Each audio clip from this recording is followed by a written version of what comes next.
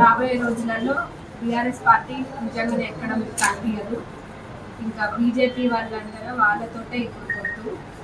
మరి MPLS BJP వాళ్ళతోటి మరి పొత్తుంది. ఇప్పుడు ఎంపీ ఎలక్షన్స్లో కూడా మన ఎంతో మంచిగా పనిచేసుకొని గతంలో ఎట్లయితే ఈ పార్టీ కోసం పనిచేసిందో ఇప్పుడు కూడా ఎంపీ ఎలక్షన్స్లో కూడా కాంగ్రెస్ కన్నా తీసుకొచ్చే విధంగా రాష్ట్రంలో ఒక సైనిక లాగా